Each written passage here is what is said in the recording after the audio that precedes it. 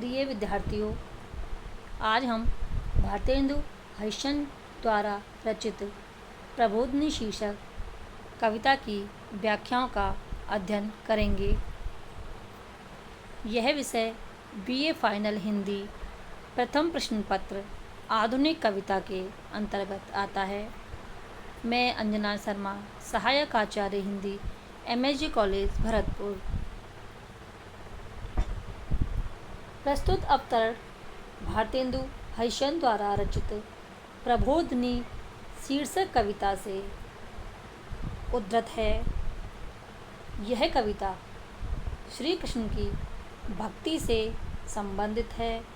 इसमें श्री कृष्ण को निद्रा त्याग कर बाहर आने की विनम्र प्रार्थना की गई है।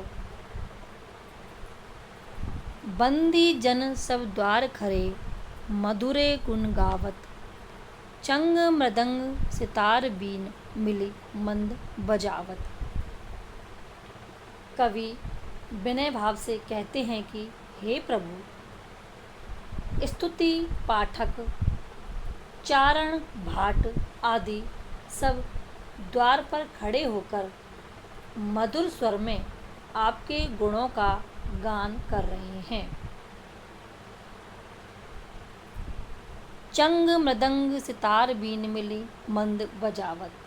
वे चंग, मृदंग, सितार, बीन आदि वाद्य यंत्रों को सम्मिलित रूप से मंद ध्वनि में बजा रहे हैं। द्विज गण पै नंदराय अनेक असीम पढ़ावत। बाबा नंदराय, जो कि श्री कृष्ण भगवान के पिता हैं, अनेक ब्राह्मणों के द्वारा अनेक आशीर्वचनों का पाठ करवा रहे हैं। निज निज सेवा में सब सेवक उठ उठ धावत। सारे सेवक अपनी अपनी सेवा में, अर्थात जो कार्य उनको निर्धारित किए गए हैं उन कार्यों को संपन्न करने में वे लगे हुए हैं और वे उठ उठकर काम करने के लिए दौड़ भाग कर रहे हैं। पिकदान, वस्त्र दर्पण, चंवर, जलझारी, उवटन, मलय, सौंदो सुगंध तंबोल ले, खरे दास दासी निचय। इसलिए वे सब आपके जाग जाने की प्रतीक्षा में हैं।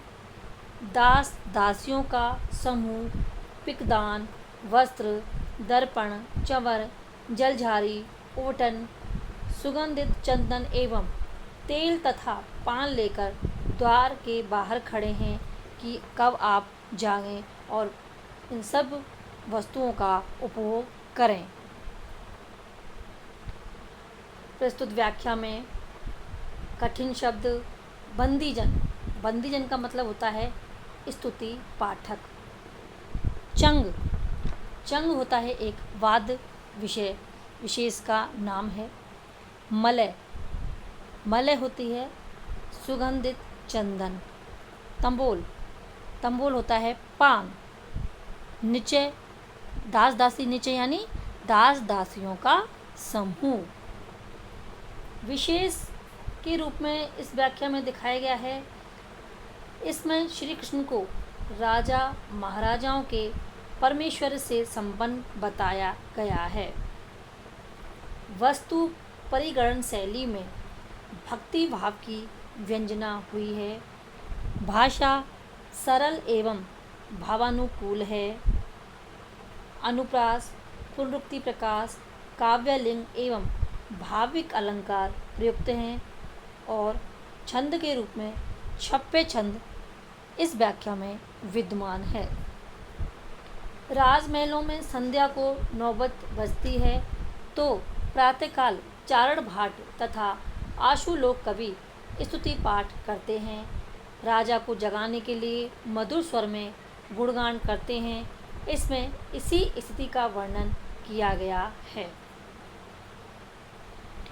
मथे सद नवनीत लिए, रोटी घृत बोरी, तनिक सलोने साक दूध की भरी कटोरी। प्रस्तुत अवतरण भारतेंदु हरिश्चंद्र द्वारा रचित प्रबोधिनी शीर्षक कविता से लिया गया है।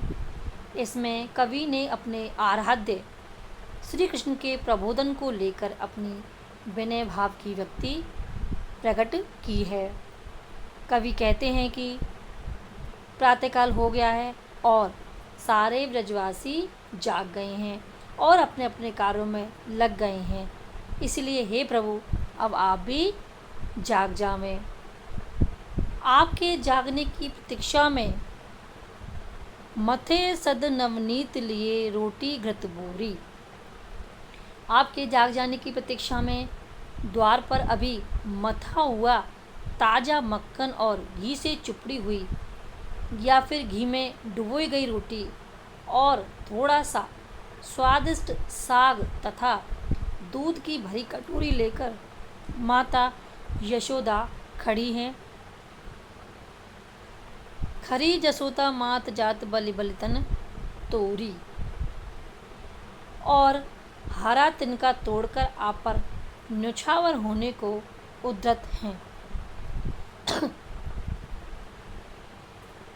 तुम मुख निरखन हेत ललक उर किए किरोरी।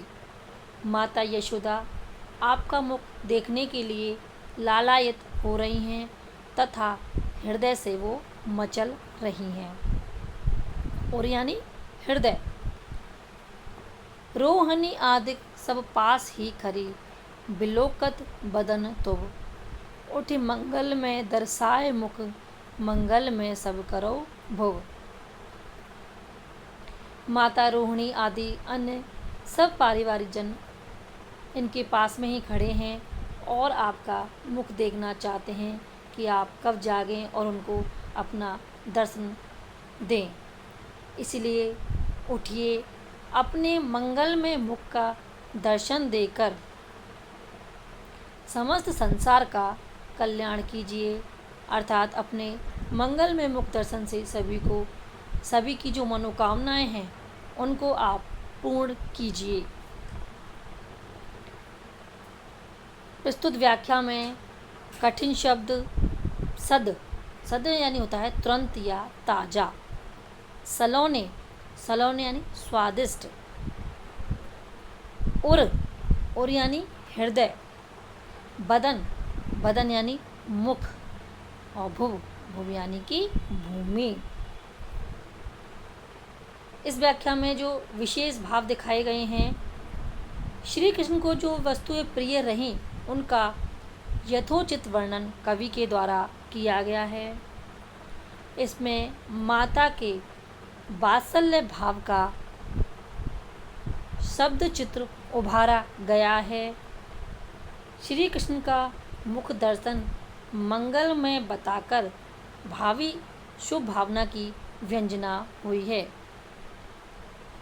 अनुप्रास, यमक, परिकर एवं काव्यलिंग अलंकार प्रयुक्त हैं और छंद के रूप में छप्पे छंद की यति गति तथा भाषा के रूप में ब्रज भाषा का माधुर्य प्रस्तुत व्याख्या में द्रष्टव्य है।